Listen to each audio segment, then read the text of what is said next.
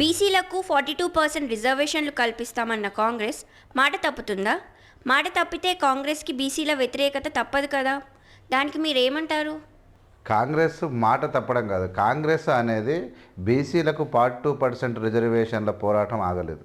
కాంగ్రెస్ యాక్చువల్గా ప్రజలు కాంగ్రెస్ పార్టీని గెలిపిస్తే, అంటే రాష్ట్రంలోనే కాదు కేంద్రంలో కూడా కాంగ్రెస్ పార్టీ వస్తే కళ్ళు మూసుకొని బీసీలకు 42% రిజర్వేషన్లు వచ్చేది.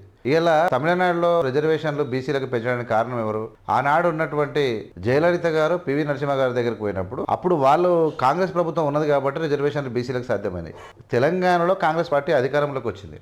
అయితే కేంద్రంలో కూడా, అంటే భారతదేశ వ్యాప్తంగా ప్రధానమంత్రి కాంగ్రెస్ పార్టీ వాళ్ళు అయితే కళ్ళు మూసుకొని ఈ పోరాటం అవసరం లేకుండే. ఇలా రేవంత్ రెడ్డి గారు కంకణం కట్టుకొని కాంగ్రెస్ పార్టీ యొక్క బీసీలకు 42% రిజర్వేషన్ల యొక్క సాధన కోసం కాంగ్రెస్ పార్టీ ఇచ్చినటువంటి హామీని నెరవేర్చడానికి వీళ్ళు చేయని పని లేదు.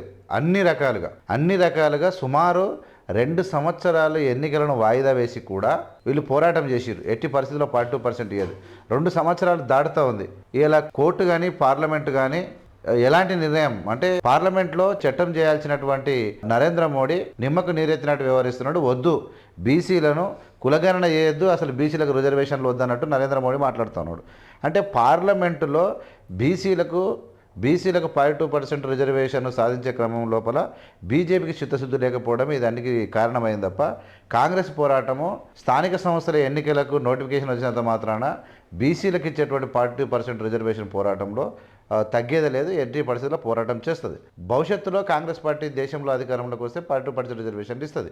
ఎందుకంటే ఈ దేశంలో ఉన్నటువంటి కుల వృత్తులు, ఈ దేశాన్ని కాపాడిందే బీసీలు. ఈ దళితులు, బీసీలు ఎవరైతే కుల వృత్తులు చేసిర్రో, ఎవరైతే పని చేసిర్రో వాళ్ళు మాత్రమే ఈ దేశాన్ని కాపాడారు. 100% బీసీలను కాపాడుకోవడమే కాంగ్రెస్ పని ఉంటుంది. ముఖ్యంగా అందరు గ్రహించాల్సింది ఏంటంటే జర్నల్ అని వస్తుంది అనుకో, జర్నల్ కేటగిరీలో కూడా తెలంగాణ రాష్ట్రంలో 42% కన్నా 48% దాకా బీసీలే సర్పంచ్లుగా, ఎంపీటీసీలుగా, జెడ్పీసీలుగా ఉంటారు. జనరల్ కేటగిరీలో కూడా మ్యాక్సిమం బీసీలే పోటీ చేస్తారు. దానికి పెద్దగా బీసీల యొక్క రాజ్యాధికారాన్ని లేకుంటే రాజకీయ మనుగడను ఆపటువంటి అవకాశం ఎవడు ఆపలేడు. ఎందుకంటే జనరల్ వచ్చినా కూడా బీసీలు పోటీ చేస్తారు. రిజర్వేషన్లు ఉంటే ఇంకా మంచిగా ఉండొచ్చు, అఫ్కోర్స్ అది చేయనికనే ప్రయత్నం చేస్తుంది. కానీ ఇక్కడ బీసీలు కాంగ్రెస్ పార్టీ వెంబడున్నారు.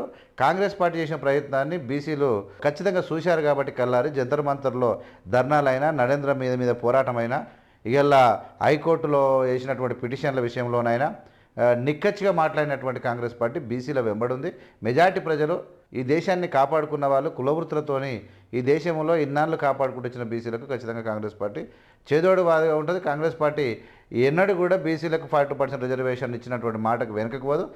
ఈ ఎన్నికల తర్వాత, ఎందుకంటే 2 ఇయర్స్గా ఎలక్షన్ లేవు. 2 ఇయర్స్గా ఎలక్షన్లు లేకపోతే గ్రామ పంచాయతీ చాలా ఇబ్బంది పడుతూ ఉన్నారు. కాబట్టి దానికోసం మాత్రమే ఈ యొక్క నోటిఫికేషన్ ఇవ్వడం జరిగింది. దీని తర్వాత ఎంపీటీసీ, జేపీటీసీ, మండల్ ప్రెసిడెంట్కి సంబంధించినటువంటి ఎలక్షన్లు జరిగేటప్పుడు ఖచ్చితంగా మళ్ళీ పోరాటం తప్పదు. కాంగ్రెస్ పార్టీ ఇచ్చిన మాటకు కట్టుబడి ఉంటుంది. ప్రజలు ఎక్కడ డిసప్పాయింట్ కావాల్సిన అవసరం లేనే లేదు.